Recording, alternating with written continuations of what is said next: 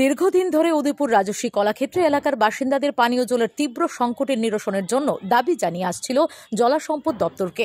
অবশেষে মঙ্গলবার রাজ্যের অর্থমন্ত্রী প্রণজিৎ সিংহ রায়ের হাত দিয়ে 10,000 GPH ক্যাপাসিটি ডিপ টিউবওয়েলের উত্তোলন হয়। মন্ত্রী ছাড়াও উপস্থিত ছিলেন উদয়পুর পৌর পরিষদের চেয়ারম্যান শীতল মজুমদার, মহকুমা শাসক ত্রিদীপ সরকার সহ জলসম্পদ দপ্তরের আধিকারিকগণ।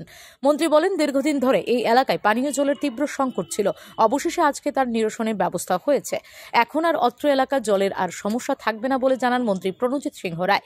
তিনি বলেন, শুধু রাজস্বী ক্ষেত্রে সন্নিকটে পানীয় জলের সমস্যার সমাধান নয়, পুরো উদয়পুর এলাকায় মানুষের জলের সমস্যা সমাধানের জন্য বর্তমান সরকার কাজ চালিয়ে যাচ্ছে। স্বাস্থ্যকে সুরক্ষিত করার অন্যতম উপায় হল পরিশ্রুত পানীয় জলের ব্যবস্থা করা। সেই লক্ষ্যকে সামনে রেখে বর্তমান বিজেপি সরকার কাজ চালিয়ে যাচ্ছে। আগামী দিনও মানুষকে পরিস্থিত পানীয় জল সরবরাহ করার জন্য সরকার কাজ চালিয়ে যাবে, এই প্রতিশ্রুতি দিয়েছে মন্ত্রী প্রণজিৎ সিংহ রায়। আশ্বস্ত করেছে ডিপার্টমেন্ট যে এই ট্যাঙ্কের মাধ্যমে পানীয় জল প্রত্যেকের কাছে বিশুদ্ধ পানীয় জল পাওয়া যায়।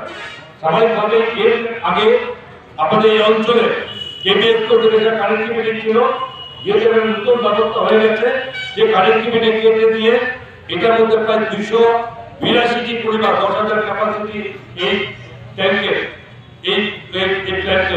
এবং তার মধ্যে 282টি পরিবার এর মধ্যে সঠিকভাবে তারা জল পাবে, এটা তার ক্যাপাসিটিতে হিসাব করে বলা হয়েছে।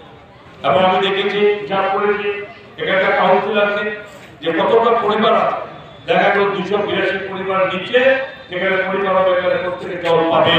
সুতরাং এইসব কোনো রকম কোনো প্রশ্ন কিন্তু থাকবে না।